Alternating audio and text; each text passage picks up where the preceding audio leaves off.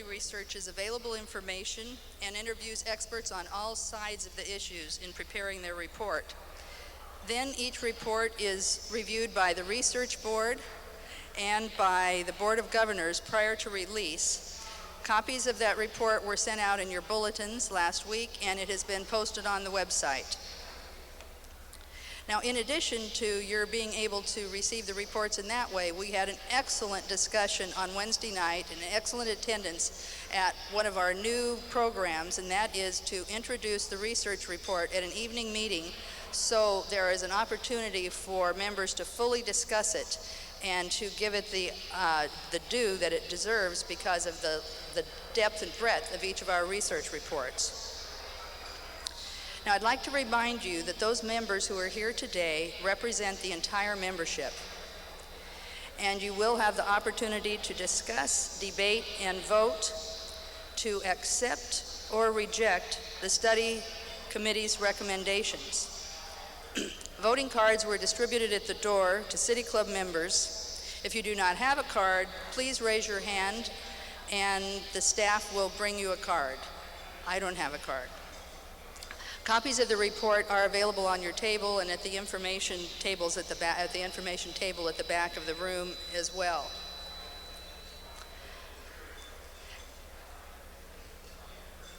We will now open, the meeting will be open for debate and comment from City Club members only.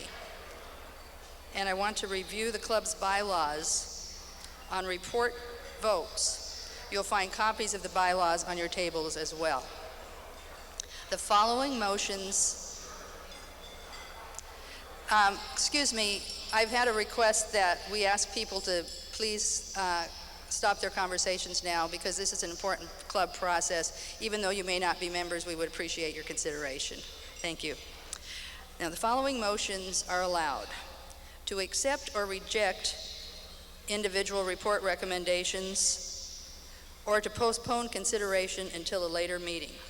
A motion to table the discussion is out of order. Jonathan Rodmacher will serve as parliamentarian and timekeeper for our debate today. And I'd now like to introduce Sue Thomas, who's the chair of the study committee, and she will present the report and its recommendations. Upon completion of her presentation, she will move for approval of the report. Sue?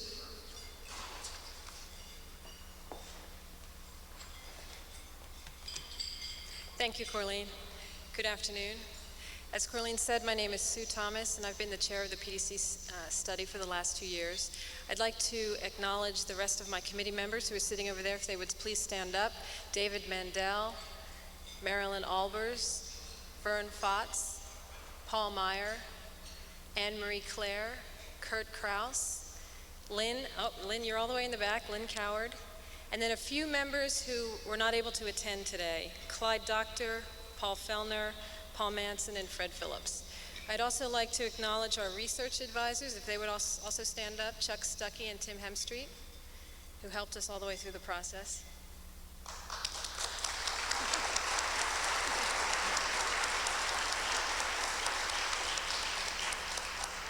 Now, we did a few things differently this time in terms of this report, and one of them was that we released the report 2 weeks before the vote, which has given us a lot of time to talk about this report. And in fact, having not been able to talk about it for 2 years, I think that we've really made up for it in the last 2 weeks. We've had a chance to say a lot of things and answer a lot of questions. And I would say that if we were asked one question most of all, it was, what's the most significant thing you've learned as a result of this study? And I think that we answer that question in a number of different ways depending on the conversation at the moment. But in reflecting upon that, I think that my answer would be to that, that the most important thing we learned is how lucky we are to live in this city. We're very lucky to live in a city where people think about the future, where people care about the legacy that they leave to the next generation, and where so many people are willing to give up so much of their time, in many cases voluntarily, in order to make that city a great place. And so I think that one of the happy outcomes of this is that in an age of incredible cynicism, particularly about leadership, we come away with this just feeling really grateful that we live in such a good place with people who are working so hard to make it a good city. Our intention with the report was very much to paint as large a context as we could in terms of understanding the Portland Development Commission and all of the activities in which it engages. Many people are familiar with the PDC probably from the various articles they read in the newspaper, and that's one way to understand the organization. But it is significantly more complex than I think it could ever be represented in a particular one newspaper article. And so as we went through that, it was our intention to paint a broad picture, to give criticism where it was deserved, and we believe that there are many areas of the PDC's activity that it is deserved, as well as to point out the areas where we feel like as a public, we demand that they do the very best job they can possibly do. And so we feel like we have accomplished that in this report, and we feel as though the interaction we've had with the Portland Development Commission all the way along has helped us to do that and has reflected that same sort of balanced approach. We presented our report to the PDC immediately after it was officially released, and the feedback that we've received from them in the last 2 weeks has been very thoughtful. It's been very gracious, and just so that, in case you're not aware, the PDC put a link to our report on the front page of their website, and along with that put a response to the report itself. And so in there, if you'd like to hear what the PDC has to say about some of the areas where their perspective may be different from ours, or a few small areas, and I do say that I'm pleased to say there are small factual corrections that we needed to make for things. They provided that to us, and we have made those corrections in the electronic version of the report. So we really appreciate the give and take we've had all the way along with the PDC. Well, our report has a fairly lengthy list of conclusions and recommendations, and we decided not to have an executive summary, as we stated in the beginning, probably to the consternation of some people. But we just felt that we wanted to give the PDC we wanted to do the subject justice, and so we asked that people read the whole thing.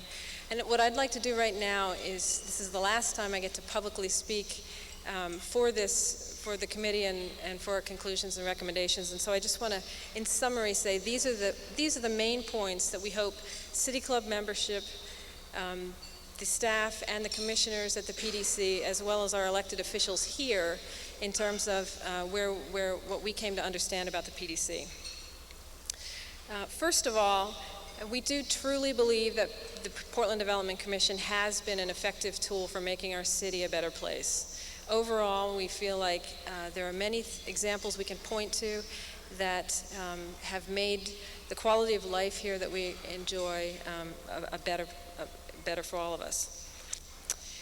Second, PDC's primary funding mechanism, tax increment financing, is a problematic tool. And we hope that we can bring the best minds in our city together to be able to address some of the shortcomings of that tool.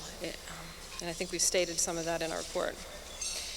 We believe that the city needs to put more resources into planning. The comprehensive plan has been sleeping for some time, and we think it's time to wake it up. We believe that the eyes of our city council need to be on the big picture of development in this city. We feel that planning needs to be done in a more comprehensive way so that we're not just looking at development in urban renewal areas, but across the entire city. We also believe that planning and implementation need to have city council's involvement in a more extensive manner. We encourage PDC to continue improving its public involvement processes and continuing to increase the transparency of its activities. Now, while we said in our report, and we very much believe this, that the idea behind the Portland Family of Funds of bringing tax credits to our city in order to continue to invest in development that we feel is needed here is a very laudable objective. And we would hope that our recommendation will help to make sure that the implementation of that is both appropriate and effective. We believe that PDC's core activities of urban renewal have been the source of its greatest success in terms of economic development. And again, we encourage City Council to take a leadership role in guiding economic development efforts as they become increasingly regional in scope. As PDC's successes continue to gentrify our city, Our focus still needs to be maintained on affordable housing, and we strongly encourage City Council to seek state legislative authority to allow PDC to support affordable housing outside urban renewal areas. And finally, we seek to reverse the 1971 City Club recommendation to abolish PDC, because we want them to stick around. Thank you.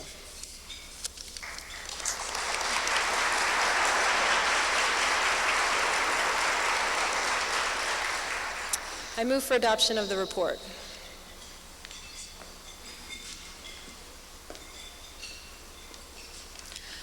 All right, now is the time for the City Club members only to have an opportunity to speak out on what they think about the report. The microphone here on my right is for those who wish to adopt the report as it stands, and they will speak for adoption of the report. This microphone on my left is for those who are against. And will some people please begin to approach the microphones? I would ask you to limit your comments to between 1 and 2 minutes, so that all of those who have who wish to will have an opportunity to speak. I'm sorry, Paul, I can't hear you.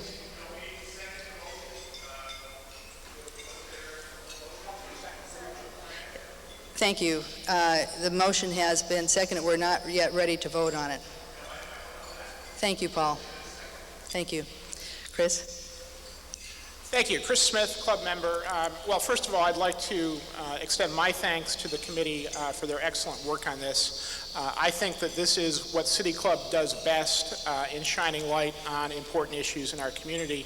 And I think the report is very, very useful in helping the community look at how PDC operates.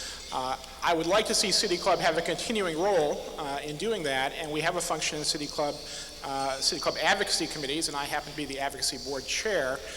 I'd remind the membership that before City Club can form an advocacy committee, we need to adopt this report by an 80% margin, so I hope that club members will enthusiastically support this report so that we can have an ongoing role shedding light on PDC. Thank you. Yes, sir. Thank you. My name is Carl Talton, and I'm a member of the board of directors of the Portland Family of Funds. And while we really take no formal position on this report today, we're mentioned fairly prominently in it, and so I do have a brief statement on the board's behalf I'd like to read. The Portland Family of Funds is a community investment bank founded 3 years ago to bring new market tax credits to Portland. And as the City Club report notes on page 55, millions of dollars of new investment have been brought into our city for community development, funds which otherwise our city would not have had. This work actually has only just begun. Those of us on the board and many throughout the community are proud to be part of this and very eager to see it continue because of the value it brings to all aspects of our city. And that includes the business community, the economic development community, and the social and community groups representing low-income and vulnerable populations in the greater metropolitan area. This is an effort that is capturing new resources for Portland at a time when, as your report points out, those resources are urgently needed. We also know that this is a complex subject, and so we are continuing to work to clear up areas that may cause confusion. Our January 15th letter to the City Club, which we'd be happy to share with all of you, delineates some of those areas. It explains in some detail the Portland Family of Funds status as a fully autonomous private corporation in keeping with the spirit and the letter of the Oregon Constitution. It notes that with respect to the new market tax fund, the PDC is an important party in our approval process, but does not have sole or final authority. And it reiterates very strongly our commitment to an open and transparent process in matters where PDC is involved. On that last point, let me say that we are committed to bringing even greater transparency to this process. It's the right thing to do, and I'm convinced it will help everyone see the tremendous benefit this effort is bringing and can continue to bring to our community. We very much need this kind of socially responsible, innovative, public-private collaboration aimed at the public good. So please bring us your concerns, let's discuss them, let's resolve them, and let's continue this fine work on Portland's behalf. Thank you. Sir, I need to clarify. Are you a member of the club? Yes, I am. Okay, thank you. Ray? Ray Polani is City Club member. Excellent report. A lot to digest. I have spent some time on it. I must admit I didn't read every single line. Very briefly, it deals with development, which is the future. I think we heard from the mayor not too long ago that we're expecting another 1.5 million people here eventually. 3.5 million, a big city, a big metro area. Development and how to develop is going to be crucial. It seems to me that in the report, it clearly states, page 42, PDC believes it should think about the region and region economic development as a whole. On page 45, Don Mazziotti, the executive director of PDC, is quoted as saying, "The world no longer consists of cities competing against each other. It is now regions competing." Speak up, I'm sorry. So as I said, it's regions. The emphasis is regions. And in this world, with the finite resources that we're facing, with oil that is dwindling and becoming more and more expensive, it seems to me that regional transportation, both regional and local, is going to be the crucial thing in the future. I would hope that PDC will keep that in mind, that the region will keep that in mind. It should be primarily focused on rail, and we should be careful that we don't confuse regional service with local service. How to finance it is going to be crucial.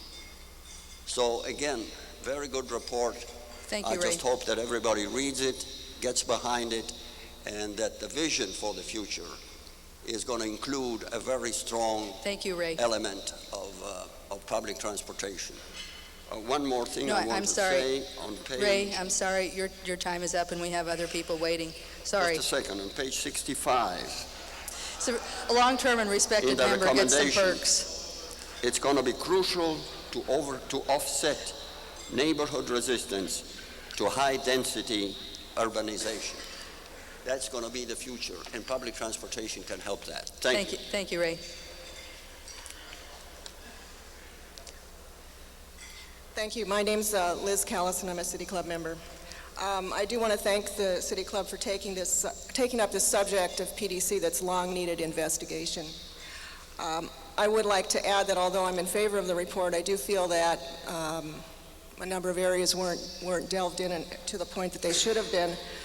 I'm one of many people in Portland who are troubled by the structure and lack of accountability of both PDC and the family of funds.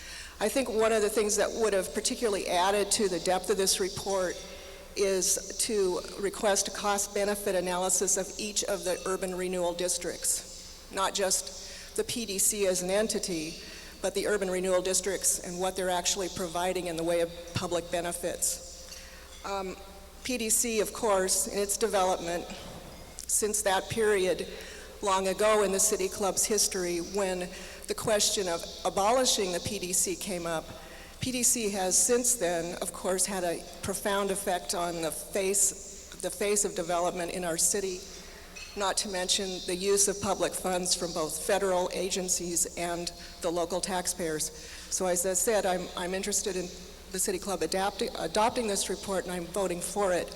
But I do hope that we go more deeply into questions that affect our taxpayers. Thank you. Thank you. Sir? Yeah, my name is Marsden Smith, and I'm a member of the City Club. And I'd like to thank it's a very thorough report and very informative, and appreciate the effort that went into it. But I personally think we ought to vote against it because it negates the previous report that says to abolish the PDC.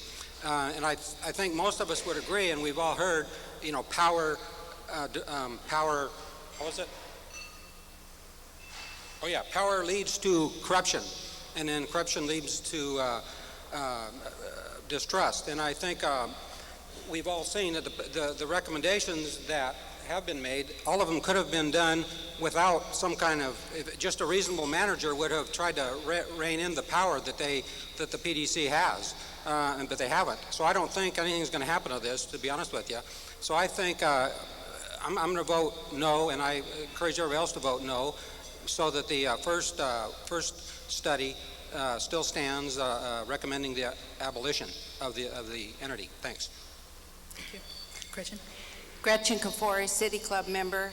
I wanted to echo the gratitude to Wade Fickler and Sue and all the members of the committee. It's an incredibly detailed, balanced, thoughtful, expansive report, and as somebody who's tracked and worked with PDC over the last 15 to 20 years, I'm delighted to have this out in the public. My only complaint was that it seemed like it was coming forever, and I was getting impatient with you guys.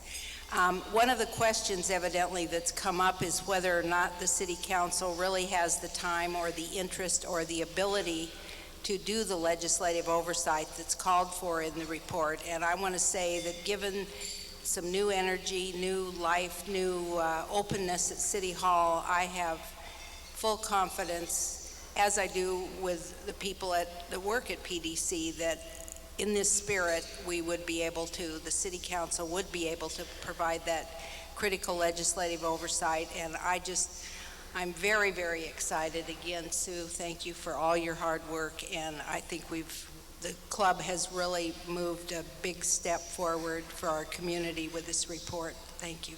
Thank you. David? Hi. Hi, Duke Shepard, City Club member. I'm also chair of the Gateway Urban Renewal Advisory Committee, and I'm here to vote no pretty much on behalf of the entire advisory committee in Gateway. Admittedly, I'm talking about 5 paragraphs within an 80-some page report, so maybe I'm being a nitpicker, but in the areas where Gateway is used to illustrate failings or inadequacies in public involvement, it's just not accurate. We weren't involved ourselves, and I would just urge the City Club in the future to do more extensive outreach to citizens who are doing the hard work, who are going to meetings every month, and who are listed on publicly available documents on PDC's website. Thank you. Thank you.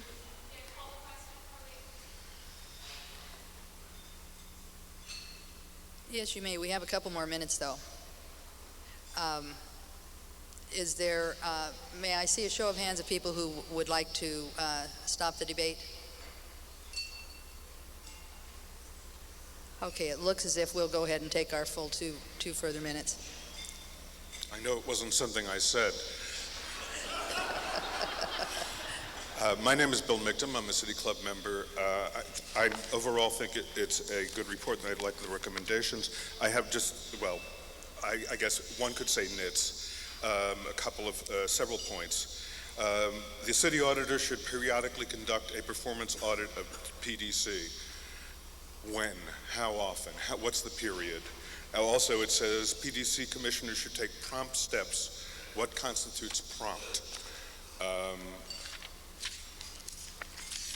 And then the city, 20%, at least 20% of tax increment financing should be used for low-income affordable housing. I'd like to see that raised to a minimum of 25%. And a lot of this comes out of being at the City Council for the high-rise debate on Wednesday, where the people from the neighborhood associations felt completely left out in terms of having any influence of being listened to. And here, the last recommendation, yes, is develop methods to offset neighborhood resistance to high-density urbanization. Is that what we want to do, or do we want to make neighborhood resistance be a way of bringing neighborhoods in and having them be a part of the process, which as of now is not so? The best example, and then I'm finished, is that when the planning and development people were talking, giving testimony, they talked about how these 250 and 325 foot towers would not block the views from Terwilliger Boulevard. At no point did they talk about the thousands of people who live between Terwilliger Boulevard and the development. They don't see those people. Thank you. Thank you. It is 12:15 now, and the question has been called. In order for the vote to cease, we do need a show of hands. So all of those who are in favor of voting on the amendment, or voting on the research report now, please raise your hands. I don't think we have to have these counted. Wendy, I see. Okay, I'm sorry. Apparently we have to move on. Sorry. I can't hear anything up here.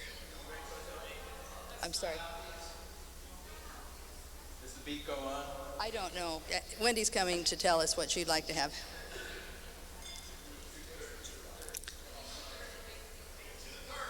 Thank you. 2/3 to stop. Okay, if we can just, what I'd just like everyone to be sensitive to is that we do have 4 guests here who are waiting to speak. So if we can move it along fairly quickly. Thank you. I'll be brief. The committee, I think, did a fantastic job of putting their arms around a very difficult topic. In their own report, they call the Portland family of funds arcane. I think the whole situation is arcane, but I think they've done a wonderful job of clarifying that this is an effective tool, but in sometimes dangerous tool, just like a two-bladed axe. So the thing I would like to see the City Club do is use its follow-on committees, the Advocacy Committee, to track this, and particularly for the PDC to be on notice that we really need to have transparency in your actions. And we will be watching for you to do that, and I believe that you've already started to do that, but that's what I would like to see, more transparency. Thanks, Kurt.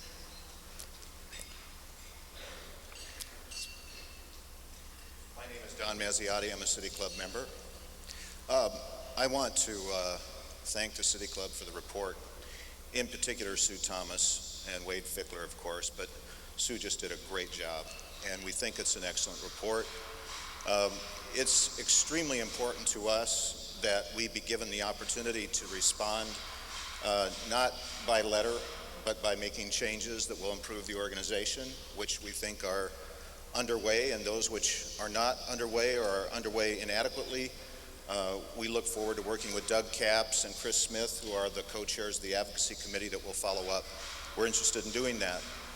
I also want to say that it's extremely important, I think, that we give credit to the Gateway URAC and to the Urban Renewal Advisory Committees who do work so hard to make their community better, and to the Portland family of funds, which is a germinating, emerging idea. It's not perfect. There are aspects that might be criticized, but it's working for community good, and we intend to work with them, if we can, to make them a better organization as well. Thank you. Thank you.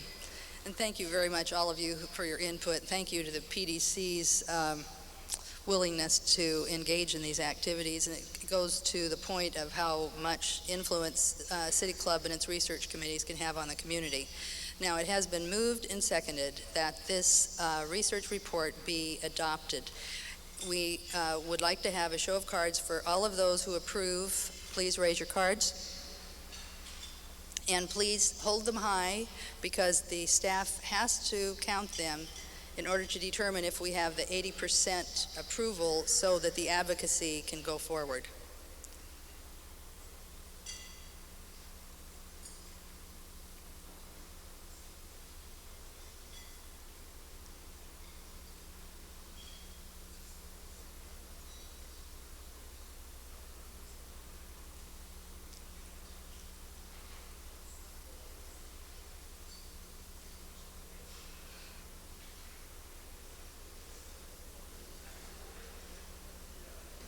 Stretch, just think how good it is for you.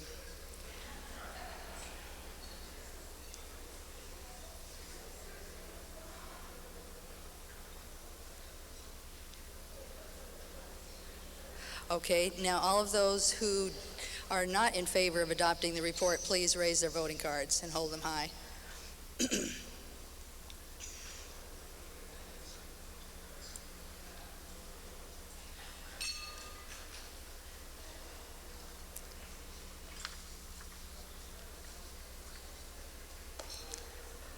All right, thank you. The City Club of Portland has voted to adopt the Portland Development Commission Governance Structure and Process Report. This now becomes the club's position on the issue.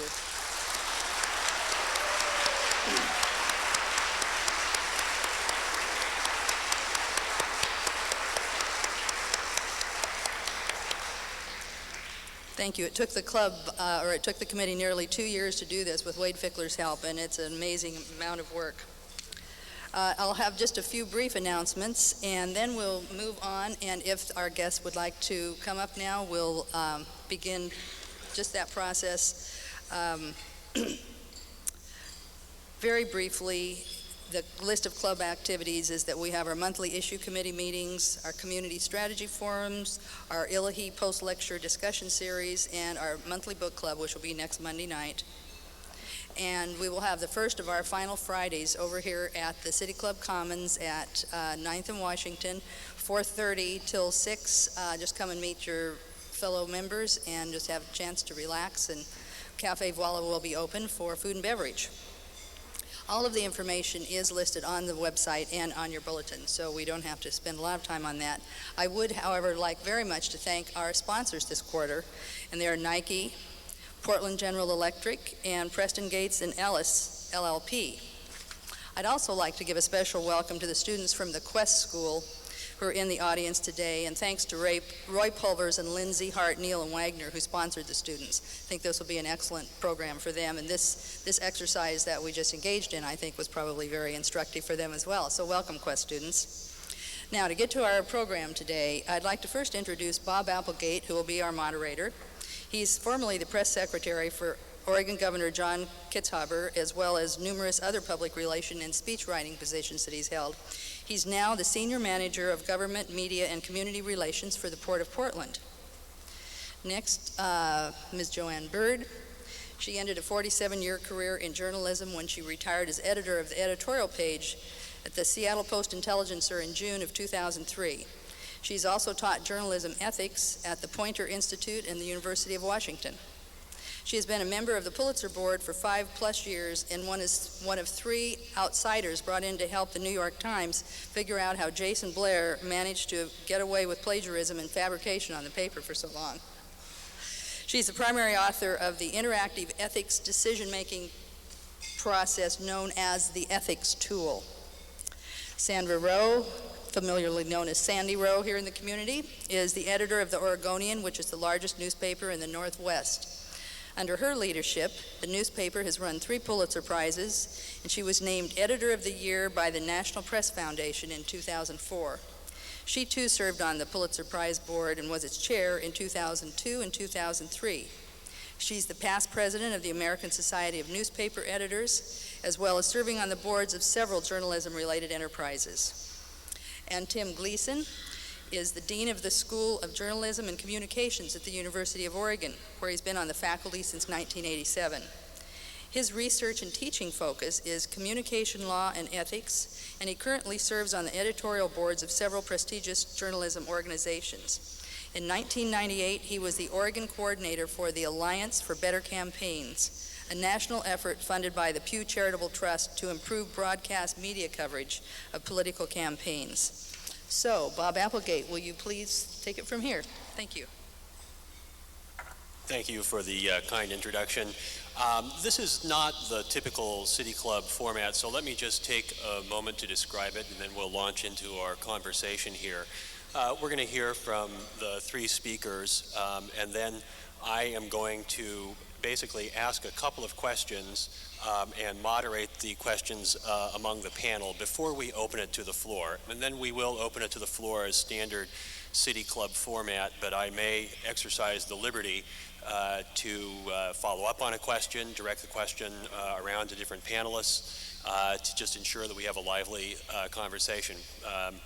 Other than, besides me, there are some very talented folks up here with great experience in the world of journalism, so I want to create as much opportunity to hear from them and hear them talk and argue amongst one another as we can. So with that, Joann?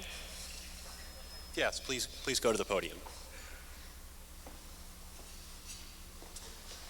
Thank you, Bob. Can you hear me back there? I don't want anybody to miss a syllable of this, right? No matter what flavor it is, media bias deserves its bad reputation because bias violates the #1 law of journalism, which is we provide readers the most thorough, reliable, impartial view of their world that human beings can produce. Much of the process that gets the newspaper out every day is devoted to keeping bias of any kind from appearing in what we're reporting. If you wind up any journalist, she will tell you this: information is intrinsically good. What the public chooses to do with that information is up to the public. Now, despite all of that, people think we're biased, and we don't. So how is it that our readers are skeptical, our critics are furious, and we're dismayed by that? Well, I have 5 reasons in mind. First, news always contains conflict, a conflict between people or nations or ideas, or between what we expected and what we got. Without saying we're looking for conflict exactly, journalists mind their beats looking for friction. We think we are arming citizens to fix what's going wrong. It could look a lot like a bias for getting something changed. While we're thinking of news as conflict, we also fall into the trap of defining a topic by its extremes. This contingent claims black. Their opponents are certain of white. This is handy because it makes clear likely worst case consequences. It also helps fulfill our obligation to tell both sides of a story, as if any story only had 2 sides anymore. But here's the point. When we set up the story as either or, up, down, red, blue, we invite readers to think about it in polar terms, not to mention in absolutes. As long as every story is adversarial, readers are invited to hold the paper up to the light to see what side we're on. The second reason people might believe that we're biased is that the editorial page and the news pages come off the same press. The editorial page and the op-ed page are opinion. Any reporting that appears on those pages is there in the service of an argument. The reverse situation is supposed to hold in the news pages. The writer's opinion is verboten there unless it's labeled as the writer's opinion. In every newspaper I know well, there's a firewall separating the newsroom and the editorial department. The gulf between informing people and persuading them needs to be wide and deep. The third reason more people think we're biased today is the explosion of pointedly partisan media across the country. I'm thinking of Fox News, Sinclair Broadcasting, talk radio, websites, bloggers, Air America, and the other organizations that are proud to be partial. After years of feeling dissed by the mainstream media, conservatives went out and started their own means of getting their story out. They're filling the airwaves and the internet with opinions, exclusively conservative opinions. Air America, which calls itself the Progressive Talk Radio Network, hit the radio waves last year to answer the conservative juggernaut. So, of course, the shows on Air America interpret the world through an exclusively liberal lens. So here's the connection to our topic. The conservative organizations call themselves the antidote to the mainstream media. They're ostentatiously very conservative. So except in communities where Air America is obviously the conservatives' opposite, their purpose defines the rest of us as very liberal. Further, when loud and insistent voices dress up like journalists and deliver mostly opinion, why should their audience believe that people who claim to be real journalists favor facts instead? For the fourth reason for believing we're biased, I give you the last election. It's the passion factor. Voters were fully engaged in this election and made up their minds with a vengeance. With so much riding on November 2nd, how could anyone not be avidly in one camp or the other? Well, what sets journalists apart from most other people in the world is we resist making up our minds. When I moved to the editorial page after 36 years in news, I had to learn to decide. My first editorial said, on the one hand and on the other hand. And on balance, it might be a reasonably good idea to try thinking about commencing to study and see if. The executive editor of the Washington Post does not vote. He does not want to have to come to a conclusion about an issue or a candidate his paper is covering. Now, that's an extreme form of being disinterested, but it's only one step beyond the practice that most of us journalists work with. Detachment and disinterest are drilled into our heads starting in high school journalism class. Now, we get energized covering an election, but it's not because we are particularly political. In fact, most of us are not really political at all. We get energized because an election is a fascinating news story, a classic conflict with its own rhythms and its important consequences for our communities. But in the news department, we do not have a candidate in this race. Which brings me to the last reason people think we're biased. Maybe we are. Maybe the safeguards and the editing systems and the training and the peer critiques are all failing in our newsrooms. Maybe we delude ourselves. I think it's also likely that people who think we're biased are mainly wishing to see more of the perspective they like best. But there's plenty of evidence that humans, maybe including journalists, believe that our position on an issue is the reasoned one and right smack in the middle. Syndicated columnist Mark Shields, who is no stranger to opinion, said on Lair NewsHour January 14th that 3 biases set journalists apart from the general public. We are more pro-choice on abortion rights, more in favor of gay rights, and more in favor of gun control. I would add that we also like heroes, environmental protection, and a safety net for vulnerable people. And we hate government waste and politicians lying to our readers. Nevertheless, if our disinterest actually leans to one side of an issue or another, the result is that the people we've promised to keep informed don't trust us to be doing that with only their interests in mind. Both newspapers and their communities have a stake in restoring this trust. My fix is for each of us to begin operating as if the other were right. Whether media bias is real or imagined, it gets between the community and its newspaper. We all need to fix that because distance deprives our community of the support of a civil and meaningful discourse. Thank you.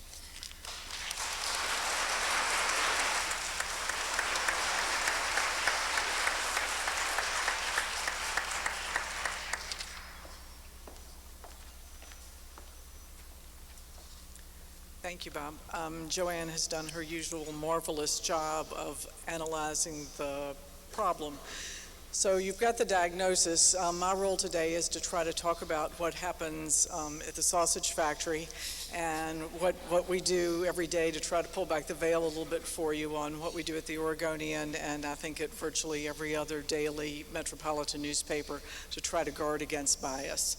Like Joann, I am not going to maintain that journalists don't have biases. We all have bias, especially in the larger sense of the word, in that all of us are shaped by our experiences, our upbringing, the filter through which we see things, really almost by everything in our universe. We all have opinions. And so the 2 primary areas of bias that we try to tackle is the pretty obvious political bias, and I'll mention that briefly in a minute, but what I'm really going to do is a drive-by on, I think, what disturbs readers equally, and that's sort of an overall sense or question of bias. And in my world, in our journalism world, on the political bias, the truth is that professionalism, as Joann has mentioned, requires a subordination, a burying, actually even a concealment of one's political opinions. The ethics of daily, local, and regional newspapers, like the Oregonian, really the core of it is the application of what we call the objective model. That, of course, just traditionally guides journalists toward hearing all sides of issues, toward following the story and the reporting rather than their own opinions. That, of course, means that what we're talking about is the process, not the individual. But the only thing that can work and guard against bias is to make sure that the approach and the process of journalism is what distinguishes journalism that is very good from that is lacking in rigor and therefore mediocre, or what is potentially incomplete or so deeply flawed that in concept or in execution that it's quite frankly just bad. I should note that in passing the difference in purpose and process, because they really are different, not just in result, between daily newspapers and other media that take facts and sort of filter them through their own ideological prism and fit them into their preconceived world or their market niche. Obviously, as a business model, witness talk radio, this is a successful business model. Whatever you call it, whether you call it journalism or not, and I do not, it is definitely different from the pursuit at daily newspapers. In the daily newspaper world of professionalism, our goal is to be the trusted, reliable source for local and regional news and information. Now, please note, I did not say the flawless local, reliable source for information. Obviously, in order to fill what we see as our role in a democracy, we have to be able to provide this information so that citizens can contribute to their governance, their marketplace, make decisions about their daily life. It is a privileged perch, and we're aware of that every day, and therefore it imposes special responsibilities. 3 areas I know that are really crucial to trying to fulfill those responsibilities, the first of which is rigor. And by rigor, I really mean almost a scientific approach, especially to matters of complexity.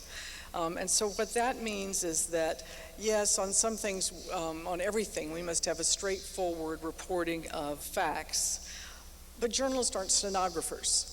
The best journalists are obviously, you're going to sit and listen to an entire city council meeting, and you're not a stenographer. You're going to make a decision on what is most important. You're going to make a decision on what to ask questions about and explore.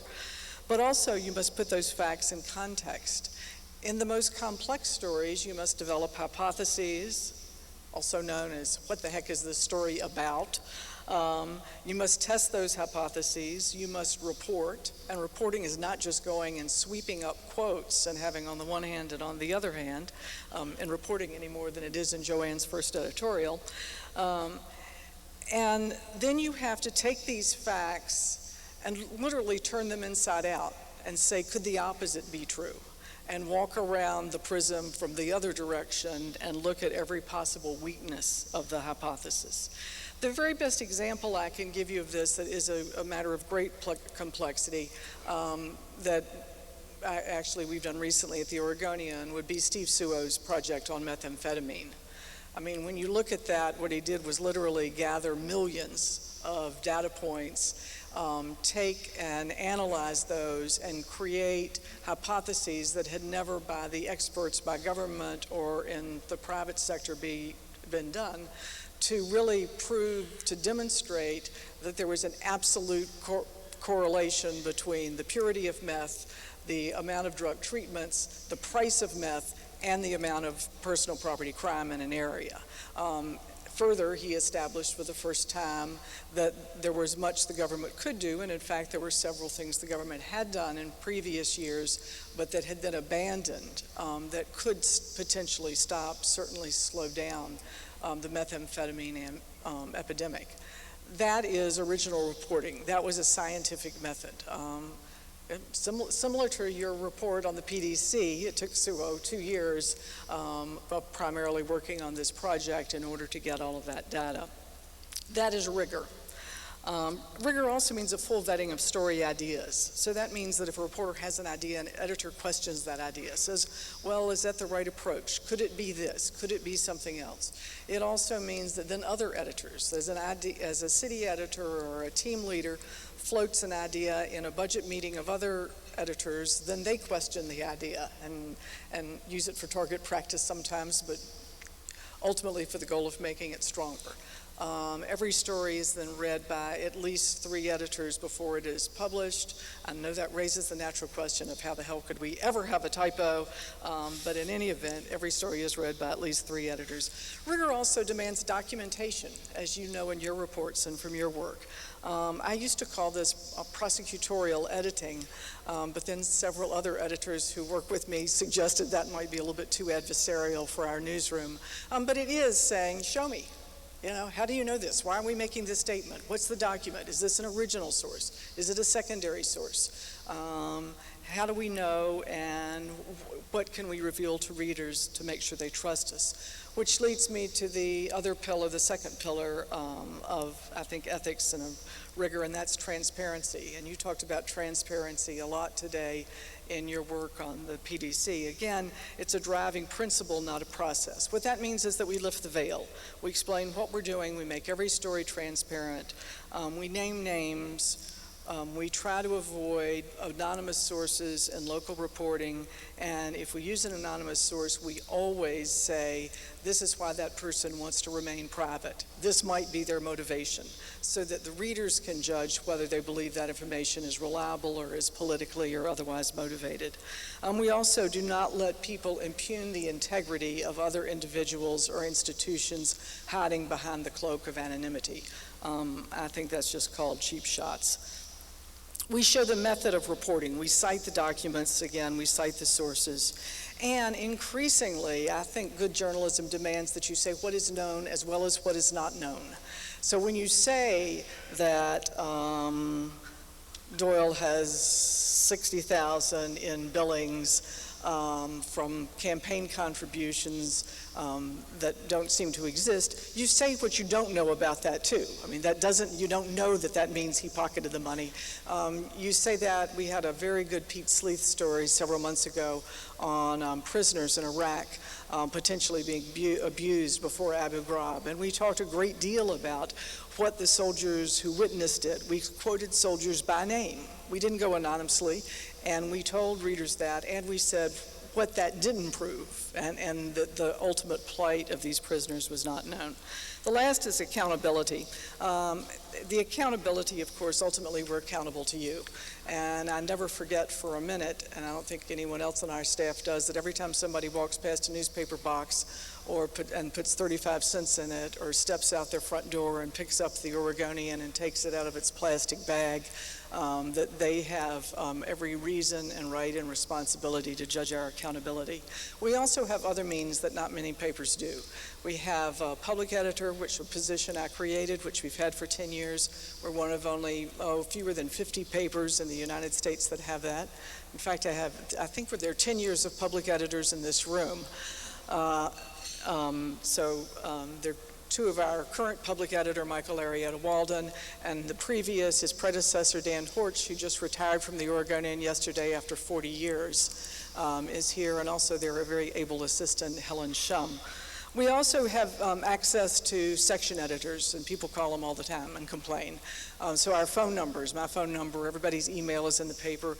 We're one of the few papers that puts the email and phone number of reporters at the end of their stories in order for them to be accountable. Interestingly, the grand and glorious New York Times is now considering that. Now, like Joann, I know enough New York Times reporters that I can just imagine what went through that newsroom when they said, oh yeah, we're going to put the reporters' phone numbers and emails in there. But it is a very good method of accountability. Ultimately, one of the things that we hear is we hear complaints, and we can come back again to the questions to the political bias, but I must say that occasionally, not actually fairly often, we hear the conspiracy theory of journalism, that we really set out with a specific purpose and we gather information with that purpose, and that it's all from the top, the owner or the publisher or me or gosh knows who. And to that, I always just say, people are giving us way too much credit. It is a daily miracle to start with a raw material of newsprint and make the thousands of decisions. You don't know what you're going to put in it. Make the thousands of decisions that go in it and actually get it out of the door and then individually deliver it, manufacture it, then individually deliver it to 350,000 people. We're just not good enough to do that and to have a conspiracy theory. So, thank you very much.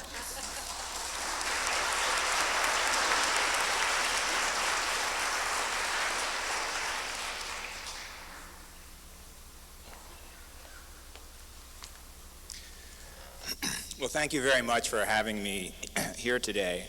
I want to start with a bit of full disclosure, some of the transparency that we were just talking about, and that is to make it very clear to all of you that as the Dean of the School of Journalism and as someone who's been in journalism in the state for a while, I have a friend, both a personal and a professional relationship with both of the other panelists today.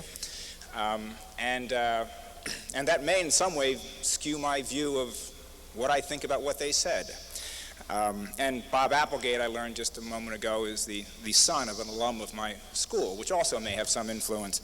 I say this simply to really some sort of as an object lesson learned in watching the discussions in Washington, D.C. with several columnists in recent days and their apparent lack of ability to disclose relationships that may in some way cause conflict in what they write. I also was a little concerned that we would not have anything to disagree about on this panel. And we may not disagree, but we'll wait and see until the end of my remarks. Yes, the mainstream media are biased. And by that I mean I'm using bias in the way that it is generally used in this debate, which really more than anything else means that they have a point of view. It's more than that, but all too often that's what we're talking about, a point of view with which the reader disagrees. And yes, the poorly defined and even more poorly understood notion of objectivity, the idea that journalists can create a pure and unbiased report consisting of just the facts, has outlived its usefulness. All journalism is shaped by the biases of publishers, editors, reporters, and since our topic today is newspapers, readers. Journalists tell stories and readers interpret these stories. It's a wonderful and glorious process that is inherently full of biases. Absent bias, that is a point of view, there would be no stories. Imagine trying to write a story about today's meeting, for example, if you were unable to determine the central characters or what set of facts were important. Imagine trying to read a story written by reporters and editors who had no idea about which facts should be emphasized and who should be quoted, about what the storyline should be. The reality is that all journalism is shaped to varying degrees by the political, professional, social, cultural, and other biases of those who create and read it. And the newspaper without bias would be worthless, or at least rather tedious. For more than a century, journalists have worked to establish professional practices that minimize the influence of undue biases, especially political biases, and you've heard some discussion of that in the first two speakers, with the goal of providing readers with a fair and accurate report of the news. So why are we here today discussing maintaining the public trust, bias and ethics in print journalism? We're here because most, if not all of us in the room, believe that the press plays a critical role in a democratic society. And if this room is representative of U.S. news consumers, the majority of us believe that, quote, the press is politically biased in its reporting, and less than a third believe that news organizations, quote, are careful to remove bias from their reports. These numbers are according to studies by the Pew Research Center for the People in the Press.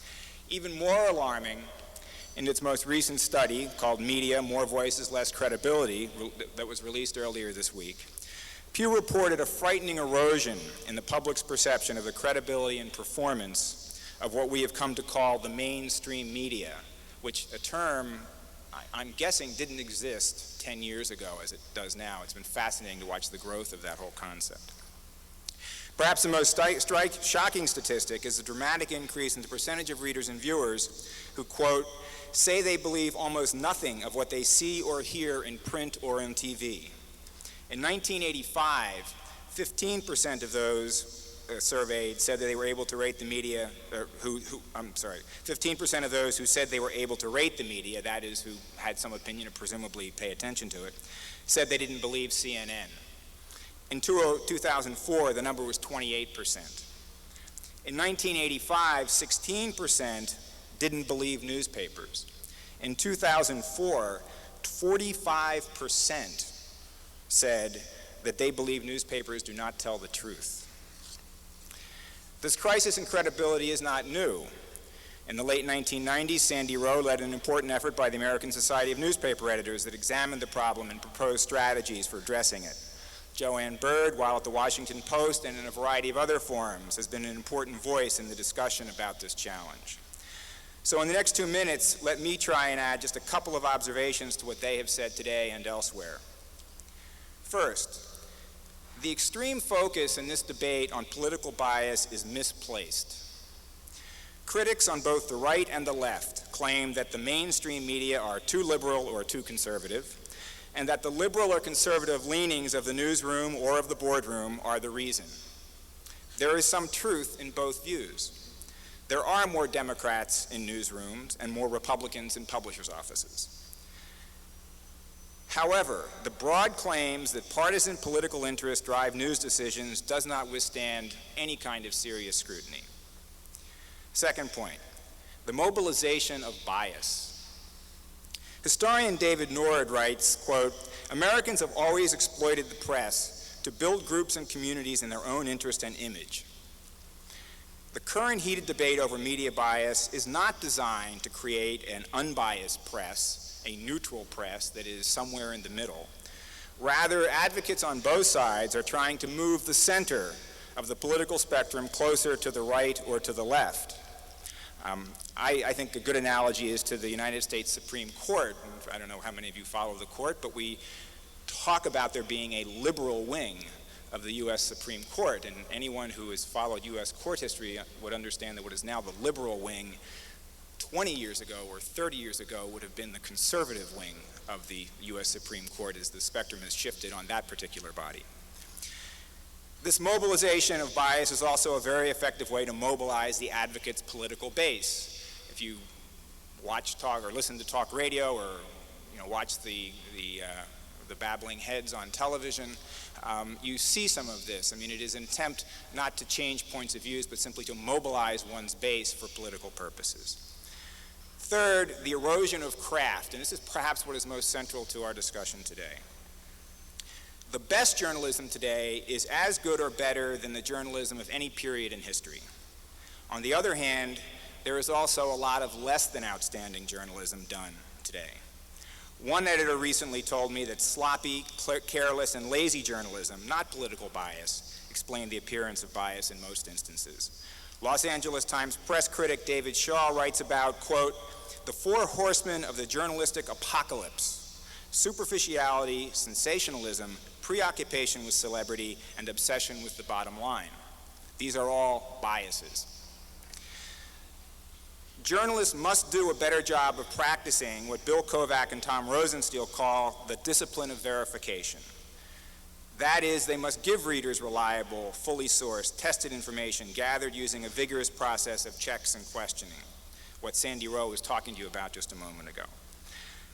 News organizations and journalism schools must work even harder and smarter to educate and train journalists to provide that kind of information in an increasingly complex world.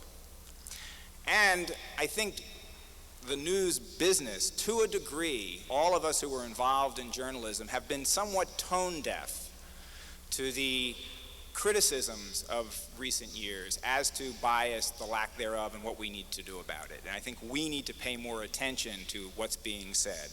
And that's not to say that efforts aren't being made, but I think we need to, not sure we've entirely heard it all. Technology isn't determinative, but it sure is changing the game. The digital age is transforming journalism.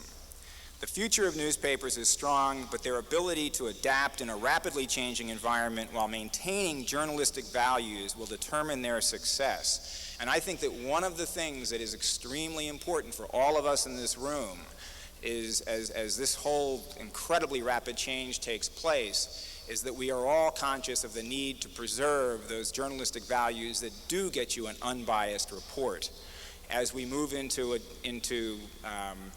news or organizations that don't have the news culture, that don't think about a discipline of verification as much as some people are now talking about, a journalism of assertion. I said it, therefore it's true. And finally, ownership does matter. In my ideal world, all newspapers would be locally owned by families with deep roots in their communities, a strong commitment to public service journalism, and independent, autonomous newsrooms. Each community would have at least 2 competing newspapers and several healthy alternative papers. Of course, in my ideal world, we would also have winters with a better than average snowpack and a lot of sunny days in the Willamette Valley. The trend towards hyper-concentration of media ownership should concern us all. It is extremely important that we preserve the broadest diversity of voices, because that is in fact one of the ways that, perhaps the primary way, that we check biases from wherever they're coming, is by having a diversity of points of view that we can then evaluate and determine who's credible, who isn't, who do we believe. So, thank you very much for inviting me today, and I look forward to our discussion.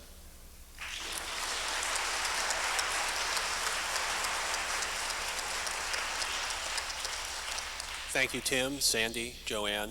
I was struck by a couple of things. One, Joann, you mentioned explicitly the explosion of very explicitly partisan media.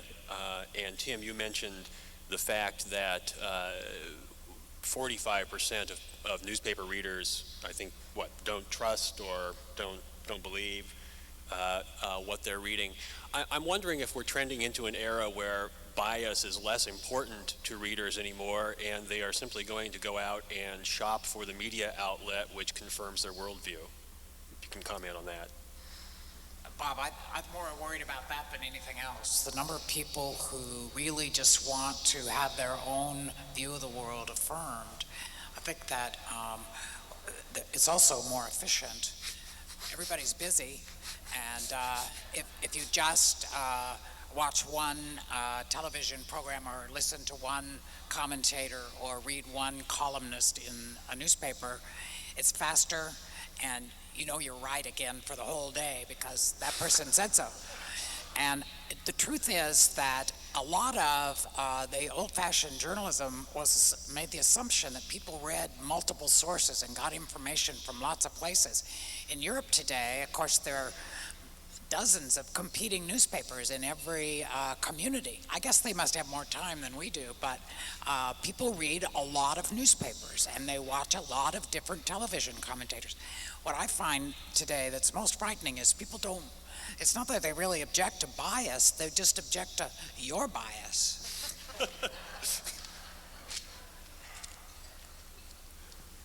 Yeah, I think the loss of sort of a public square, in a sense, as we get more and more fragmented and people move into sort of niche publications and seeking what they agree with, as opposed to seeking a diversity of views and then making some sort of a decision. And I think it is. I think it's a threat. I think it's a threat to a democratic society because we don't have that common ground. In some sense, it's a return to, if you were, say, in New York in the 1920s, where you had 10 or 11 newspapers, such as you had in Europe, and you had that sort of fragmentation, and we seem to be moving back in that direction.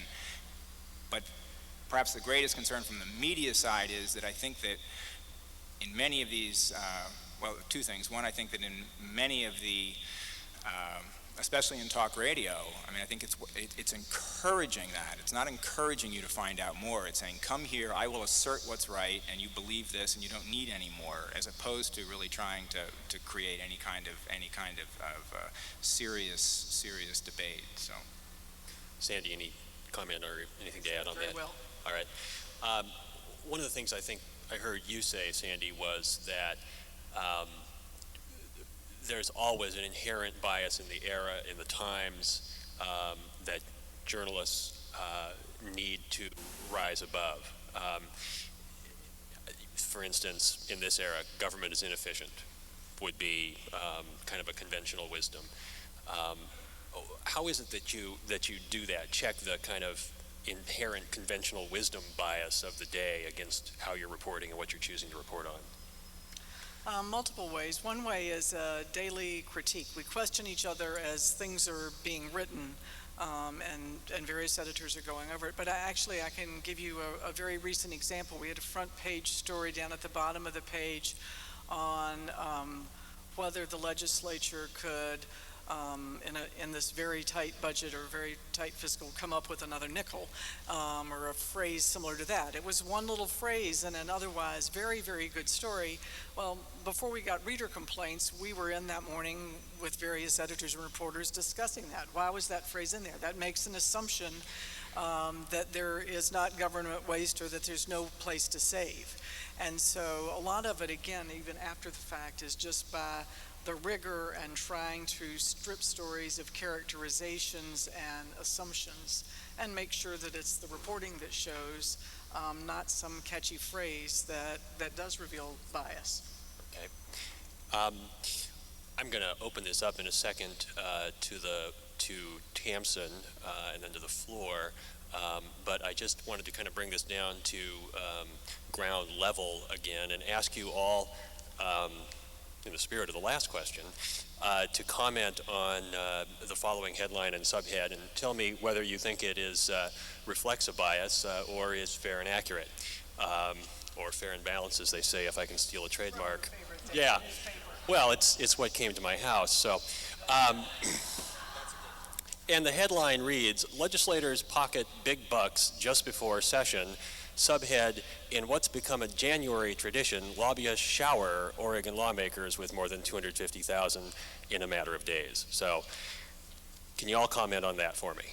Do I get to defend it first? Absolutely. Oh, thank you. Actually, I saw that headline this morning when I opened my daily newspaper about the same time you did, and I thought, wow, that's a good headline.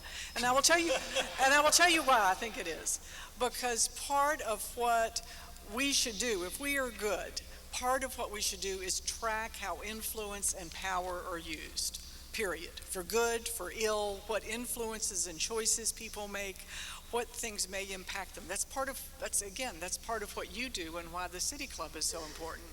And what this says is where legislators, in a perfectly legal way, are gathering money and contributions in the days right before the legislature starts, at which time they can't do it, then the public needs to know who those contributors are and how they are getting it. And again, it says what's legal. So yes, I think that the legislators were gathering big bucks just before the session. It totaled $250,000, and I think by anyone's definition, that's big bucks. Thanks.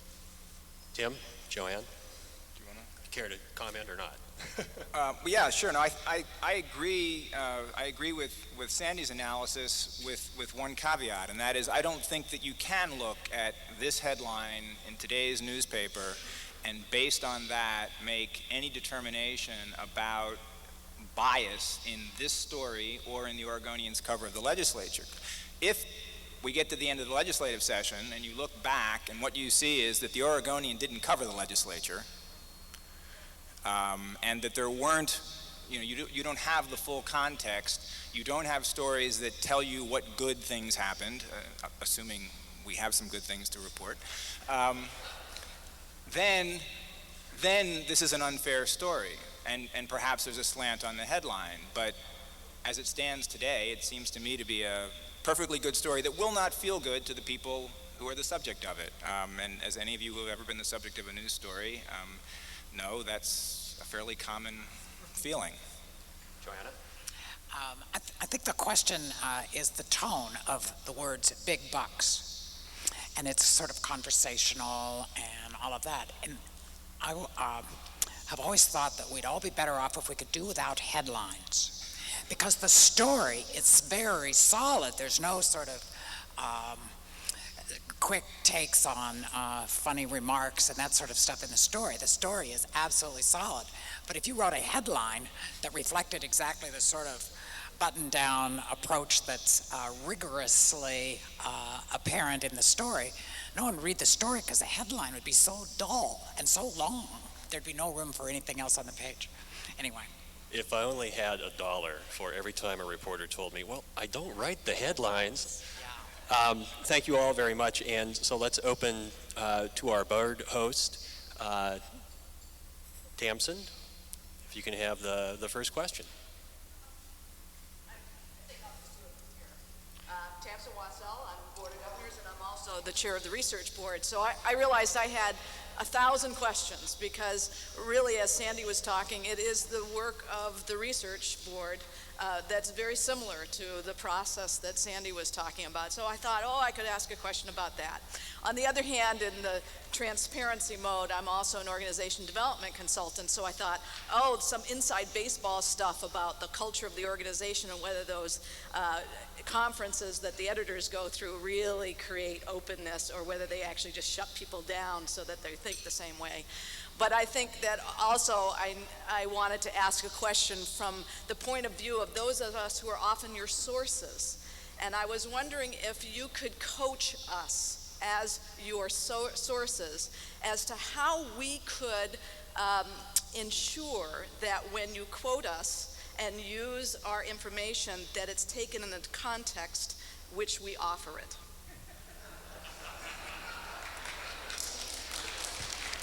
She's like the rest of us. She wants to write the stories herself. I do too when I've had journalism done to me. I think at a good daily newspaper, what you can do is ask back at that time or later as they finish reporting. Our reporters traditionally, and if on a complex matter, they'll initiate it. But if you say, tell me what you think the point of your story is now, where you're headed with it, how my comments are going to be used, then to the extent they can, they will. I mean, that's not going to be a perfect reflection. And they are picking out pieces. And I also know, again, from being quoted a lot, the first instinct is to pull back and to be defensive and to not, even if you're not trying to hide anything, and to think, oh my gosh, I'm going to sound like a fool, and not give much information. And what I tell people, especially people who are under some sort of investigation, is look, we just believe in sunshine, and the more explanation we have sometimes, most often, the better the story is. Just add one quick thing, which is, remember that the job of the journalist is to ask the questions that readers want to know, and not to necessarily project, just to be the conduit for the view of sources. So it's our job to imagine what readers need to know, and that often dictates somewhat different approach in using information from a source than the source would have wanted us to do. Just a reminder here, just do the math. We have 11 questioners up here. We have 3 potential answers, and we have about 10 minutes left.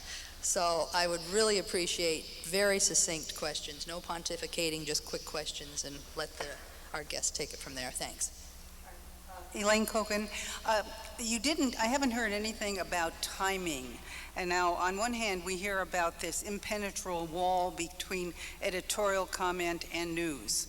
And yet, just before this last election in the Oregonian, we found the editorial comment to be strongly, for example, favoring Congressman Wu's opponent and urging everyone to vote in that way. A very short time later, the news came out about his picadillos 20 years ago, etc.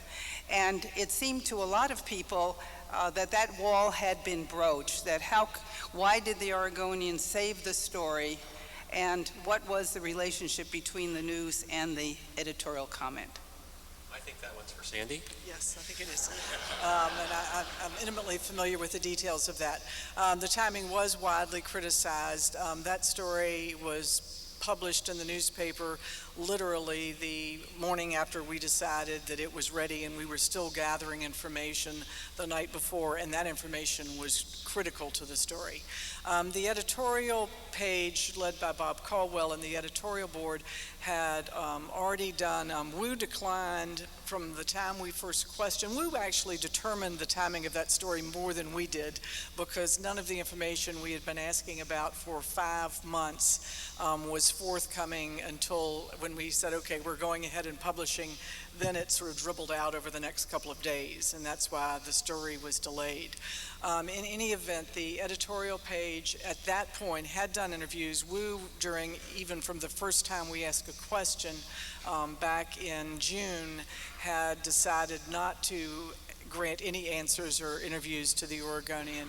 And the editorial page and Bob Caldwell had not read the story. They knew a story was coming. They knew a story was probably going to be published. I told them that I didn't know until we finished whether a story was going to be published. But they decided on the basis, with a close call, on the basis of their interviews and the lack of interview with Wu, and on the basis of his record, to not endorse him. So. I'm Paul Leisner, City Club member. This is a question about, or I actually have a real proposal. We've heard a lot of real general concern and issues, but I have a proposal for you, Sandy. There had been concern in the community that coverage of the City Council here in Portland by the Oregonian is sometimes superficial. It's sort of gossipy things, doesn't provide context, and sometimes actually is simply just reporting the quotes of the commissioners. What I would propose is let's work with you in the School of Journalism and set some clear, open standards of what should the coverage be like, what should the characteristics of that coverage be, and then have some mechanism to track that over time, periodic content analysis, working with journalism students, and then have some ability to take some corrective action. Right now, all it is us calling the reporter. Yeah, there is. I wanted to comment on this proposal, because right now we say to the reporter, I don't think you're covering this well, and they could come back and say, well, we think we are. I think if you look at the coverage over the next 6 months to a year, this is one of the many areas. We're always trying to improve different areas, and I think you will see specific improvement. As for what would constitute excellent coverage of City Hall and the type of information you read or need, we would be more than happy to sit down with you or any group and hear from that and then apply the highest journalistic standards. But in terms of what information you need, we are open to that. It is a very important area of self-examination for us. Edwin Mandel, City Club member for Sandra Rowe, and transparency at the Oregonian. The listing of the reporter's phone number and email at the end of the story has been a great advantage for transparency, but it seems to have come at the cost of your dropping the listing of the members of the editorial board and their position, and the rest of the editors themselves. I always used to like to keep track of that.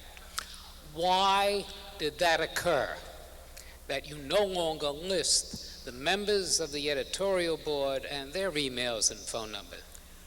You have hit on my public editor's one of his favorite complaints, and it was a matter of trade-off in space with other things. We are looking at ways to have that regularly in there, and we need it.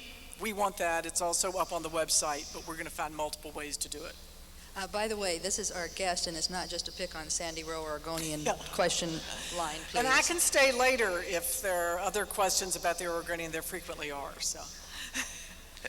Justin Gottlieb, City Club member. This is a more general question. I know with the younger generation, our primary news source is not the Oregonian and the print media, but instead this concept from Comedy Central that's been entitled Fake News with Jon Stewart. And could you comment a little bit about how you feel that plays into the reporting and affecting journalism going into the future?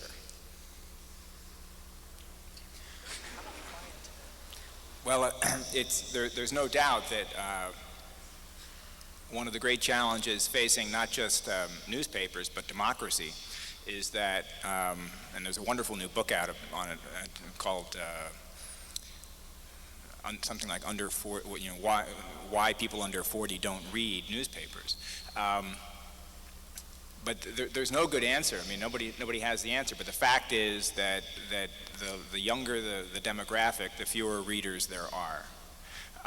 And I think newspapers are trying to figure out how do we capture those readers and learn something from the Jon Stewarts of the world and the other sources that younger readers are using.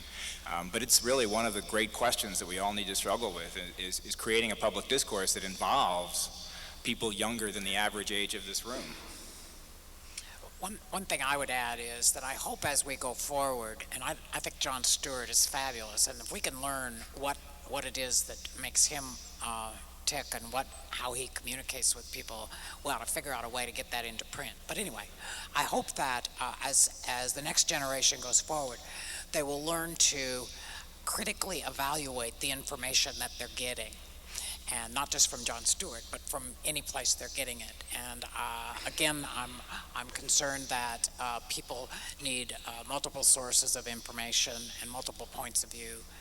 And I hope that particularly people who are going to be more inclined to get news on the internet or on television need to be really careful that they're not being given just one point of view. Our official time is nearly up. I'm just wondering if the panel would like to stay any longer. Are you able to do that? Then I would like to say if any of you need to leave, go ahead. And I forgot to mention that next Friday's program is on the third floor here, and it's Bill Wyatt, Director of the Port of Portland. So please feel free to leave if you need to. And Carol? Carol Witherell, City Club member. Is a point of view always a bias? For example, if a point of view is made transparent and supported by reasoned conviction, is it still a bias? Well, no, not technically speaking. I mean, if you were to look at the definition of bias, it's something that has an undue influence, that skews the report, but that's not really how we talk about it in the general conversation. And I think that's where this whole concept that there is this objective truth out there, that we can discover this pure piece of truth that isn't in one way or another influenced by points of view and the whole array of factors that influence how we understand things, is part of the problem. And that doesn't exist. And so we have to understand that everything has some set of biases that shape it. Every fact is put into a context that gives that fact meaning, and then understand where to go from there in terms of using information.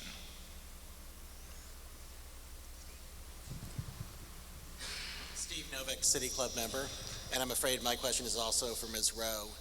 I'd like to preface my question by saying that I'm a great admirer of the paper and of Bob Landauer in particular. The question is, apparently in 1986, somebody told Jack Oman about the Goldschmidt nightmare. And then Oman told Landauer, and it's not clear what the paper did with that information after that, but according to Landauer, you yourself, Ms. Rowe, undertook some sort of investigation into what happened in 1986 when, of course, you weren't here. So I'm curious what you found about what the paper did or did not do with that tip, and I'd like the other panelists to comment on what the paper's obligation is to investigate what it did 18 years ago. I did investigate that by, when I heard that Oman had heard something, we investigated that by talking to individually and on the same day, and all of these people are retired, with the exception of Bob Landauer.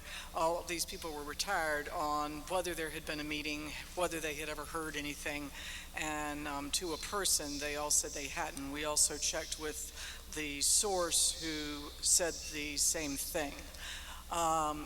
People's memories change over time, I realize. Bob Landauer said Bob Landauer said to me last month, prior to publication in Willamette Week, and Bob Landauer said to me in the days since then that he knows of no such meeting. He has absolutely no memory of it. He does not know of one taking place, and that he spoke to a Willamette Week reporter hypothetically and at some length. And even when he told me about it, it was in some length and detail, and that he did that in such a way that it was misinterpreted. He said he was speaking hypothetically. Chris Allman, City Club member. This is somewhat of a compliment to Steve Novick's question, but my question revolves around whether or not journalists are willing to ask the difficult questions of those who are in positions of power, from the very top, where we see in the press corps and the presidential daily briefing, being told the questions they need to ask. One needs to ask, Was that part of the process, for example, in the Goldschmidt issue? And how do we, this is one of my concerns as we think about print media. Well, let me talk about that from on the national scene, first of all, and that is to say that the easy response is that the media are too timid. That's the easy response, and there is certainly some truth to it in that I don't think, and we've all seen examples in the last couple of years and earlier of where we didn't get the story. But it's not that simple. If you watch the management of the information management currently going on in the White House, and it's not unique to the Bush administration, but they have taken it to perhaps a new level of art, there is very tight control over information, and thus journalists who are trying to get information sometimes might not ask questions because they know if they ask that question, they're not going to have access to information they need. So this is not a one-way street, and we, the public, play a role in that as well. I'm continually astonished, and this reflects my biases, at the outrage that gets expressed from many quarters if a journalist asks the president or some other official what's perceived as being an impolite question. My bias is that journalists are supposed to ask impolite questions.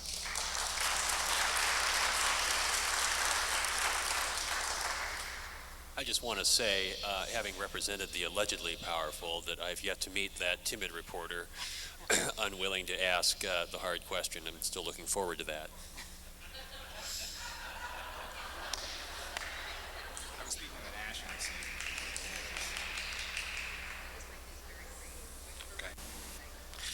Ted Raphael, City Club member.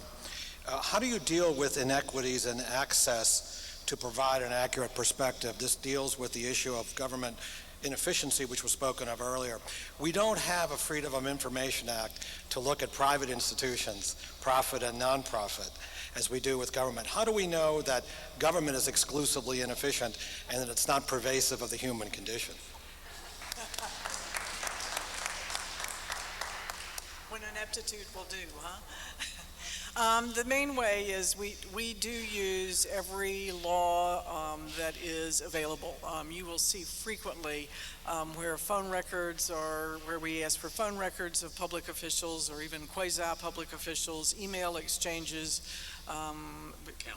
calendars, yeah, the whole deal of the governor, of presidents of universities, and that is the best way to get it forward, and to have this open avenue with readers so that, Joann's right, so that we are asking questions in your behalf, because yes, the newsroom is full of very smart people, but that doesn't mean we think of all the questions. But increasingly information is open, and especially at the Oregonian, because we're so much larger than other papers here, we really foot the bill for several $100,000 a year to fight for access in any court records, in any public agency, and to the extent we can with private.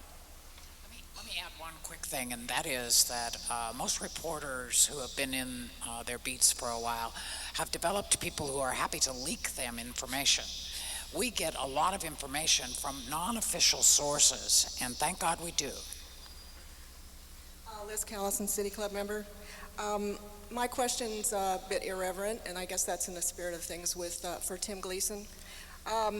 We know that color and passion and bias are part of the history of journalism, but what's more recent is the assertion by the media that this pretense of objectivity. But the question goes to the great divide between journalism schools and the local media, where the profession, where the students go after they graduate. So using the Goldschmidt and Packwood reporting fiascos as an example, what did the U of O do on those stories? How did it involve their students at all in tracking those stories? Or, I mean, after all, Mr. Goldschmidt was from Eugene. Well, I'm not sure if you mean by did we actively pursue the stories, or did they become the subject of discussion? And they certainly are the subject of discussion in countless classes, and I've been faculty who have been involved in a variety of different ways in examining those issues and all the other issues that make for a far too rich stew of problems in journalism for our students to deal with. I mean, so it's an integral part of what we do. If you're asking, did we put together investigative teams and look into it, the answer to that would be no. Harriet Watson, lapse journalist, former City Club president. My short question is, and maybe this is intended best to Tim Gleason, is why all the fuss about this yet again? And why now? Certainly someone who wasn't invoked by any of the panelists, so I will invoke him. He's a personal hero, is A.J. Liebling, who had a very grave view of the press, the early part of the century, and called it the weak slat under the bed of democracy. He also had some other wonderful one-liners. And certainly when I was a working journalist, and this was 30 years ago, there was another, it was an Annenberg-funded study. People had serious questions, the very same that came out of the more recent Pew Foundation study. And most people, their credibility in the press and their trust wasn't in the big bias issues, but it was you spell people's names wrong. You don't get the titles. So in your opinion, all three of you, why has this again surfaced as a very high-level concern? Well, I don't think it's ever gone away as a high-level concern within the journalism community.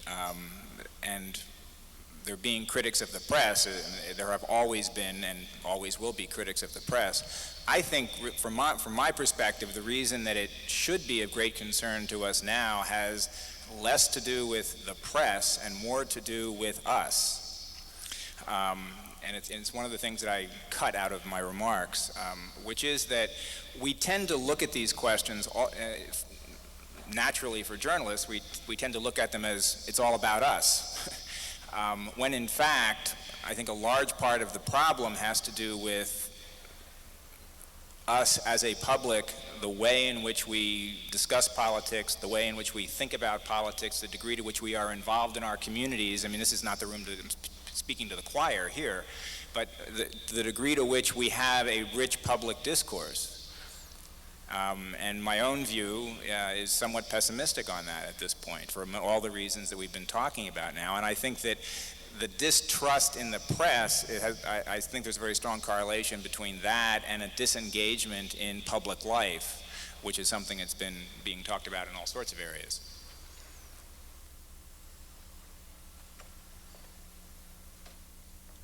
We could have had a 2-hour seminar with this panel.